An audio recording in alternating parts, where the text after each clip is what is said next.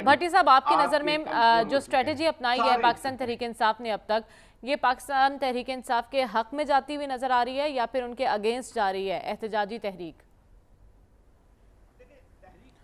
देखिए, पहली बात तो अभी मैं सुबह भी निकला, कल भी निकला, अभी भी आया हूँ ऑफिस से, यानी अपने ऑफिस से आया हूँ आपके ऑफिस में। पूरा इस्लामाबाद सील है, कंटेनरों की भरमार है, जगह जगह पुलिस, रेंजर, दफ़ा 144 और लाहौर और इस्लामाबाद फ़ौज के हवाले। इस्लामाबाद चारों तरफ से बंद है, मोटरवे तक खोदी गई, मोर्चे बन गए, जंग का माहौल, जंग का समा। और ऐसा लग रहा है कि जैसे कभी पहले इस तरह इस्लामाबाद को नहीं देखा। दूसरी बात, इसमें कोई शक नहीं कि पाकिस्तान तहरीक इंसाफ से प्लेइंग फील्ड ले ली गई, सियासी स्पेस ले ली गई, पार्टी तोड़ दी गई, रिकॉर्ड मन घड़त मुकदमे, रिकॉर्ड फेंटियाँ, रिकॉर्ड किस्म के आंसू गैस शैलें, रिकॉर्ड क्रैकडाउन, चादर चार दीवारी के पामालियाँ रिकॉर्ड साज, बुनियादी इंसानी हकूक़ की पामालियाँ रिकॉर्ड साज, बल्ला छीन लिया, मैंडेट छीन लिया और इलेक्शन डाका मारा, मखसूस नशिस्तें छीन लीं, और फिर ऊपर से आप इनकी शोला बयानियाँ सुने। इन हुकूमतों के कहते हैं दिल बड़े होते हैं, हुकूमतें कहती हैं बहरान टालती हैं। हुकूमत क्या कर रही है? ये है वो इंतशारी टोला, ये है वो दहशतगर्द जमात, ये है वो मुल्क दुश्मन, ये हैं वो यहूदी एजेंट। एक बयान को पकड़ा, भारत नवाज बना दिया। एक आर्टिकल को पकड़ा, किसी इस्राएली अखबार में छपा था, ओए होए होए हामी हो गए। लेकिन आपकी नजर में भट्टी साहब जो टाइमिंग है पाकिस्तान तहरीक इंसाफ की एहतजाज की टाइमिंग, ये आपको दुरुस्त दिखाई दे रही है? मुझे बात कर लेने दीजिएगा, एक मैं तो बात कर लीजिएगा, मैं उसी तरफ ही आ रहा हूँ, बात कर लीजिएगा। फिर ये है कि इस पर आर्टिकल 6 लगाओ, बगावत का मुकदमा करो, पार्टी पर पाबंदी लगाओ, इंतकाम और बुग्स भरी कानून साजियाँ। और अब इस सारी सूरत हाल को अगर आप सामने रखें और इस पर हम मजम्मतें करते रहेंगे, ये जाली हुकूमत है, फार्म 47 की हुकूमत है, इसमें कोई शक नहीं। और लेकिन इस वक्त जो हालात हैं वो हालात क्या हैं? हालात ये हैं कि आपको दहशतगर्दी का चैलेंज है, हालात ये हैं कि आप KP और बलूचिस्तान में बहुत बदतरीन हालात हैं, हालात ये है कि मईशत इस वक्त एक कि संभल रही है, बेहतर हो रही है, पटड़ी पर आ रही है। हालात ये हैं कि शंघाई कॉन्फ्रेंस हो रही है। तहरीक इंसाफ से और इमरान खान से पहले भी दरख्वास्त की थी और अब भी की है कि ये वक्त इहतजाज का नहीं है, प्लीज़ कुछ दिन के लिए शंघाई कॉन्फ्रेंस तक इहतजाज मुलतवी करें और उसके बाद अपना इहतजाज आप जारी रख सकते हैं। और हुकूमत से है कि वो किसी एडवेंचर से बाज आ जाए, बाज आए, गवर्नर राज, एमरजेंसी का निफाज या आइनी तरमीम, ये जो सोन हलवे वाली लेके फिर रहे हैं आइनी तरमीम, इससे बाज आ जाएं। और अब सुना जा रहा है 8 से 10 अक्टूबर के दरमियान आइनी तरमीम पास करवाई जाने की कोशिश की जाएगी। ये ना करें, उसके बाद कर लें। उसके बाद भी 10-12 दिन है, काजी फायज ईसा साहब मौजूद हैं, आप कर सकते हैं उसके बाद भी, शंघाई कॉन्फ्रेंस के बाद। और अभी जो PTI सड़कों पर है, कभी इसका आपने सोचा है कि क्यों सड़कों पर है, क्यों इहतजाज कर रही है? वो इसलिए कर रही है कि आपने 15 महीने इसको जलसों की इजाज़त ना दी और 2 जलसे करने दिए, और वो भी बकर मंडियों में बदबूदार जगहों पर जहां खड़ा होना मुश्किल था। लेकिन एहतजाज करना हर सियासी जमात का हक है। मैं एहतजाज की टाइमिंग पे बात कर रही हूँ, वो आप भी कह रहे हैं कि गलत है, लेकिन आपने जिन चैलेंजेस का जिक्र किया उसका इदराक सिर्फ हुकूमत को ही होना जरूरी है। अपोजिशन का फर्ज नहीं है कि अगर मुल्क की हालात इस तरह के हैं तो मिल बैठ कर बातचीत को आगे बढ़ाया जाए। और जब इतनी बड़ी सिफारती एक एक्टिविटी हो रही है इस्लामाबाद में, उस मौके पर ऐसा जो घर की लड़ाई है वो बाहर वालों को ना दिखाई जाए। गालिबन आपने सुना ही नहीं है, या आप उस वक्त मौजूद नहीं थी, या आपका ज़हन मौजूद नहीं था। मैं सुन चुकी हूँ, लेकिन उसके बाद जो आप तहरीक इंसाफ के हक में बात कर रहे हैं उस पर मैंने ये सवाल उठाया। हक और मुखालफत की बात नहीं है, हक और बात मुखालफत शुरू ही इधर से किया था। आप उस वक्त मेरे ख्याल से तवज्जो नहीं दी। शुरू इसी से किया था कि पाकिस्तान तहरीक इंसाफ को और इमरान खान से दरख्वास्त की थी कि ये इहतजाज का वक्त नहीं है।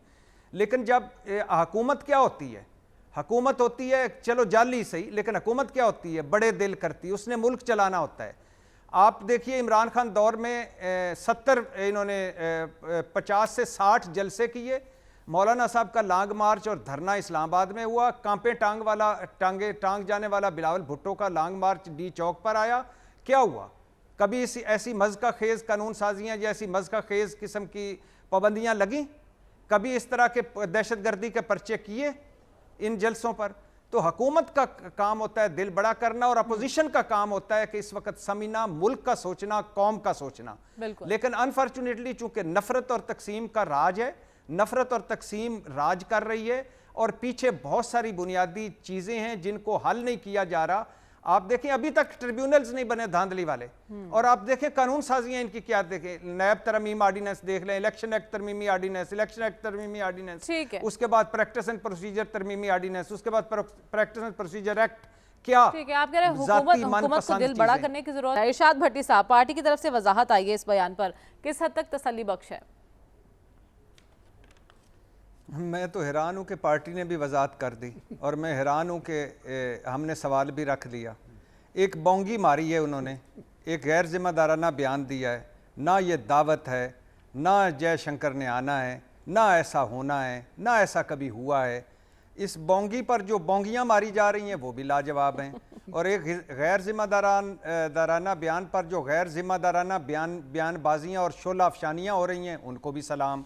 और दुख और तकलीफ़ तब होता है जब इरफान सदीकी जी साहब जैसे अहले इल्म, अहले दानिश इस लायानी, बेमानी और फजूल बहस का हिस्सा बन जाएं। अब मुझे बताएं, ये मुस्लिम लीग नून वाले ये क्या क्या नहीं भुगत चुके? डॉन लीग्स ये भुगत चुके, मुंबई बयान, दहशतगर्दी वाला बयान ये भुगत चुके, और भारत से दोस्ती के बयान देकर ये उसकी कीमत चुका चुके। ये कल तक बिलावल भुट्टो साहब जो थे मोदी का यार कहते होते थे नवाज शरीफ साहब को, और कल तक जो थे ये जरदारी साहब ग्रेटर पंजाब बनाने वाला मुजीबुर रहमान कहते होते थे नवाज शरीफ साहब को। तो खुदा के लिए ये काफिरों वाली फैक्ट्रियाँ, ये गद्दारों वाली फैक्ट्रियाँ बंद करें। ठीक है, कोई गद्दार नहीं है, सब के सब काबिल एहतराम है।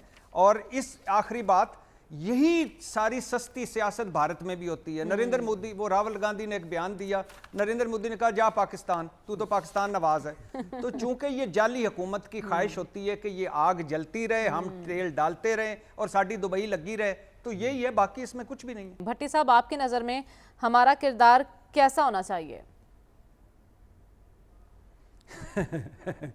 हमारा किरदार, गंजी नहाएगी क्या, निचोड़ेगी क्या। गज़ा खंडर, गज़ा कब्रिस्तान, हज़ारों शहीद, हज़ारों माजूर, लाखों बेघर, इसराइली जुल्म लबनान, यमन और ईरान तक जा पहुंचा। हमारी हुकूमत ने चंद डरी डरी, चंद सहमी सहमी मुज़म्मतें की और हमदर्दियाँ की, और आज हम आल पार्टीज़ कॉन्फ्रेंस बुला कर बैठ गए हैं। हम अमरीकी ग़ुलाम, हम IMF के ग़ुलाम, हम अभी तक पाक ईरान गैस पाइपलाइन नहीं बिछा सके कि अमेरिका नाराज़ ना हो जाए, और हम अमेरिका की नाराज़गी मोल लेकर इस पे गज़ा पे बात करेंगे। और आल पार्टीज़ कॉन्फ्रेंस हो भी जाती है तो क्या आलमी सतह पर हमारी कोई अपनी बात है, कोई अपनी हैसियत है, और हम कोई इस पोजीशन में हैं कि कोई बात मनवा सकें? हम मकबूजा कश्मीर पर अपना सच्चा सौदा नहीं बेच सके, हमने फ़लस्तीन पर क्या करना है? जिनके हाथ में कशकोल हो, जिसकी पहचान हो कि सबसे ज़्यादा भिखारी हम प्रोड्यूस करते हैं, और जिसके वज़ीर ख़ारजा इसाक डार हों, और जिसकी ना कोई ख़ारजा पॉलिसी हो, ना कोई आलमी अहमियत हो, उसने आल पार्टीज़ कॉन्फ्रेंस बुलानी है। ये आंखों में धूल झोंकना है, और ये एक फ़जूल मश्क है और एक बेमकसद बैठक है जिसका फ़लस्तीनियों को और गज़ा को ज़र्रा बराबर भी कोई फ़ायदा नहीं होना, और ना किसी ने दुनिया में हमसे सुनना है, ना किसी ने हमारी कोई हैसियत देनी। अपने पहले हालात ठीक करें, अपने पहले घर ठीक करें। आप आपस में हाथ मिलाने के योग्य नहीं है, आपस में बातचीत के रवादार नहीं है, कुट्टी करके बैठे हैं, लड़ाइयाँ लड़ रहे हैं, नफरत और तकसीम है। आप गजा की पड़ी हुई है, आपको ये फजूल मस्क दिखाई दे रही है, आप कह रहे हैं कि इसका कोई फायदा नहीं होगा फ़लस्तीनियों को, लेकिन कोई हमारा अपना भला हो जाएगा कि एक जगह जब ये लोग मिल बैठेंगे तो कोई बातचीत, कोई सीधा रास्ता मुल्क की सियासी सूरत हाल के लिए निकल आएगा? हमारा भला तब होगा जब ये ऊपर वाले बोने जो हैं, जो बड़ी बड़ी कुर्सियों पे बैठे हैं, ये इनसे हमारी जान छूटेगी। तो ये जो 30-30, 40-40 साल कब्रों में इनकी टांगे हैं और जान ही नहीं छोड़ रहे, बीमारियों के घर हैं और जान ही नहीं छोड़ रहे। ये इन एक ख़ास एक जिन जप्फा है 5% एलीट क्लास का, और 4 जमातें और 10 बंदे जिसने इस पूरे मुल्क को यरगमाल बनाया। इनसे जान छुड़वाएं तो हमारा भला होगा। इनके होते हुए अपना घर ठीक नहीं, हमने गज़ा का क्या करना है? ये मकबूजा कश्मीर नहीं बना दिया आपने इस्लामाबाद को। ये जो मारे पड़ रही हैं, ये फेंटियाँ लगा रहे हैं, और ये इंसानी हकूक, ये चादर चार दीवारी, आप कह रहे हैं कि गजा के हम ठेकेदार बने हुए हैं। और अपना घर सीधा कर लो, अपनी औकात कर लो। आपका तो हर बंदे से, एक इसराइल और भारत के अलावा हर बंदे से आपने कर्जा लिया हुआ है। वहां हालात बेहतर होते हैं, हम इसराइल से भी कर्जा ले लेते हैं।